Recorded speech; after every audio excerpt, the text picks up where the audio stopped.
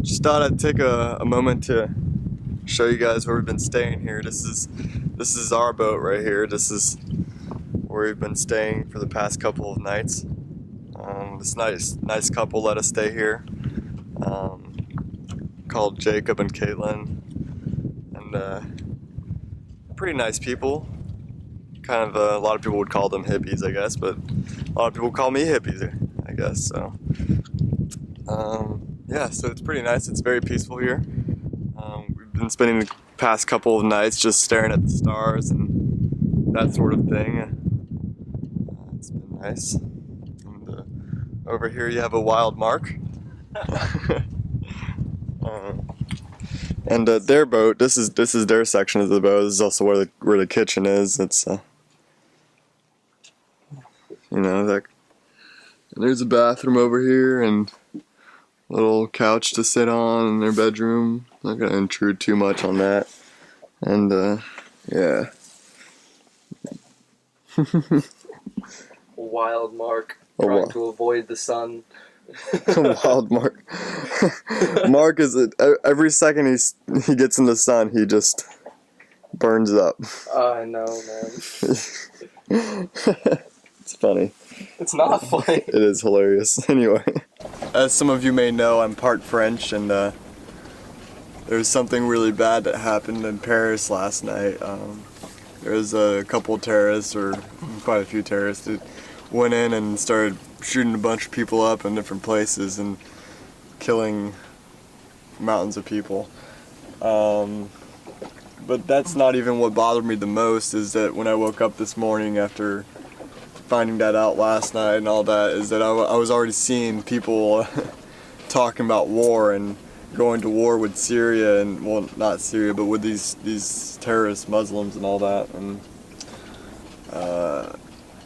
I found it kind of made me feel sick a little bit, because I find war to be pretty useless and kind of backfires most of the time, I believe, and it's already backfired, because I mean, as you can tell, we've already pissed off a lot of people and that sort of thing. But my vision on it is, what if we just spent that money we're about to spend on killing more people, and trying to go in there and get rid by force, forcefully get rid of these people?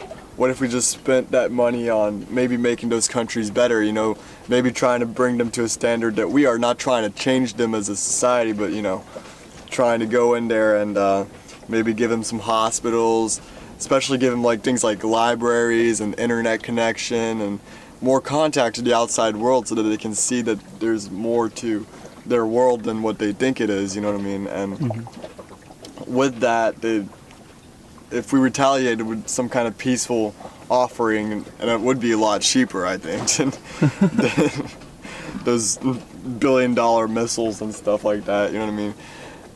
To give them a couple of things, and just retaliate with what just happened with some kind of peaceful offering, you know what I mean? It wouldn't make sense to a lot of the people that are in that culture to go out and do this kind of thing again. I mean, why would someone do that? Why would someone receive something and be like, wow, that's really nice, you know what I mean? And then go out and kill more of us,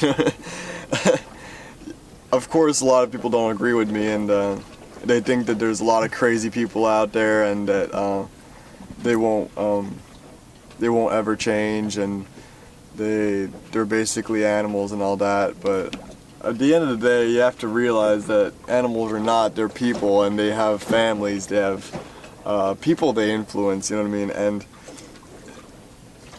even if they're animals, they have family members that see them as family members, and if they come back dead, if they come back hurt and all that kind of thing, their family members are going to see that, and they're going to blame America, blame France, blame other countries for their sorrow, and they're just going to keep going down the line with more people and creating more groups to fight this off, you know what I mean? Because then they'll have reason for it, So I don't think it's always the solution to go out and start a war and kill a bunch of people in the process.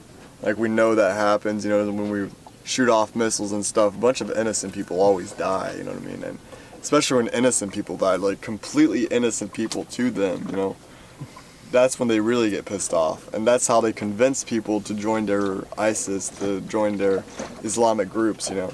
That's a big part of the way they convince it and make it make sense, you know what I mean, to them. So, yeah.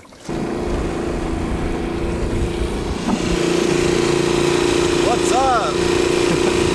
Julian, this gives a whole new meaning to motorboating. Well, actually, this was the old reason for motorboating.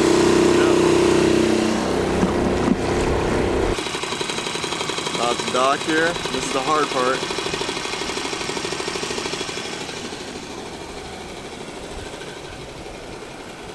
Now it's time for everyone's favorite segment of the show. Julian reviews random products.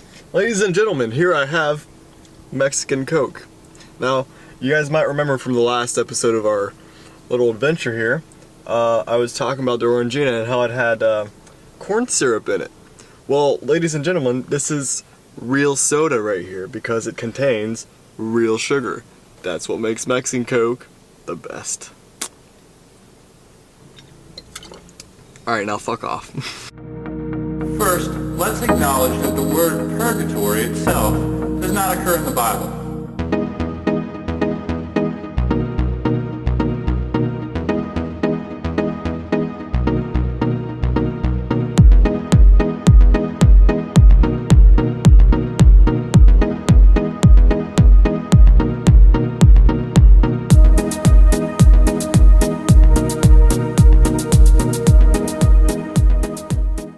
So I just had this idea, just because of what's been going on in France here. I really want to put out a message of peace and understanding, kind of thing. You know what I mean? So what I'm thinking about doing is going somewhere and getting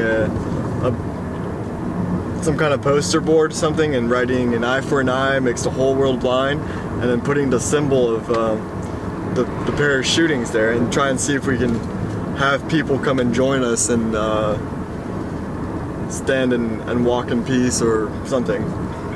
Watch there be like Already people doing it? like no, like people like that are gonna yell at us. Donald Trump's right. There should be more guns. There should be more guns. We need to go to war. You know what should really fix this? More guns. Pretty sure this is the 7 Mile Bridge, isn't it? This probably is, yeah. Yeah, it looks more like 7 miles.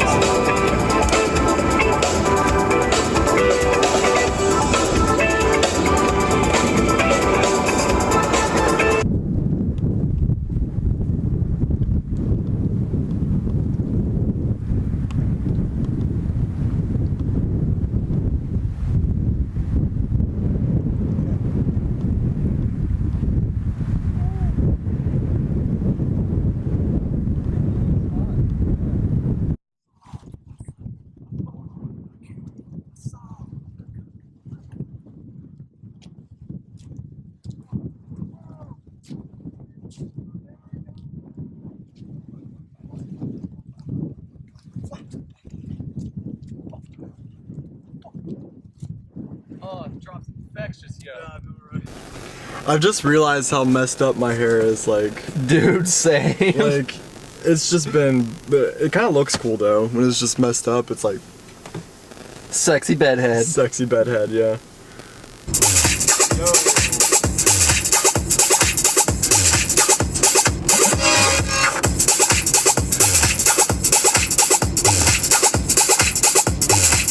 Here we are. It's so pretty.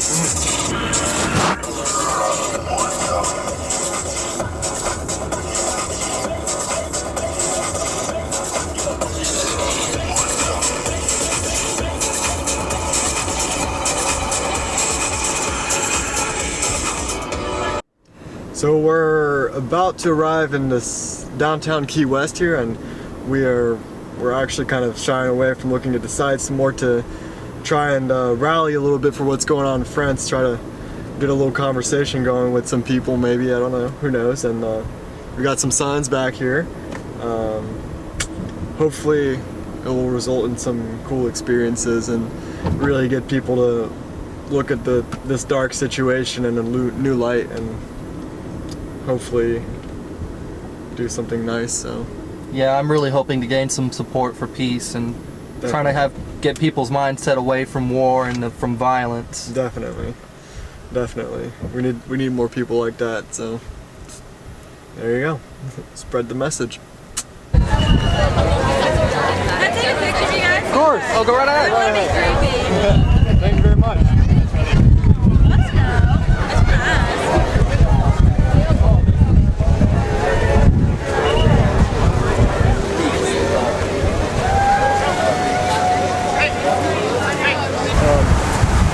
Hey everyone, we're sitting outside of the Dunkin' Donuts here. Just got done doing our little Sign displays for over at Key West, little campaign here. over at Mallory Square where there were lots of people. Yes, it was very nice, and we had some pretty interesting experiences. Something I've been wanting to do for a while, and just the right thing came up that I believe in enough to be able to do it. And so basically, we went out there and tried to promote a message of peace instead of trying to. Because of course, when something as tragic as what happened in Paris last night happens, a lot of people's reaction is anger and frustration, and they just want to go out and kill everyone that's responsible for it. And my reaction more that I wanted to spread tonight was a message more of peace and try to retaliate with it in a more Gandhi way. And so we went outside with these signs. I actually have a Gandhi quote here. An eye for an eye makes the whole world blind. And Mark made his own sign here. I made a sign that says violence is never the answer and support French peace. yeah. So we had a lot of very interesting reactions. A lot of people actually came up to us and Told us we were doing an amazing job, keep up the good work, that kind of thing. like some amazing emotional moments. Right. But that's not even the most interesting part for me. Most interesting part, and the funniest part, was when people that disagreed with us came up to us, and there was one guy specifically who started saying that The peace sign. the peace sign was the Antichrist here, and that the only answer is Christianity. Oh my gosh, and like we told him that this was a Gandhi quote, and he says, no, an eye for an eye, that's Christian. That's Christian. That's That's the only part that's right. I mean, and I forgot what it's called, but it's actually what's that called? What's that in? It's not in the Bible actually. It's in the.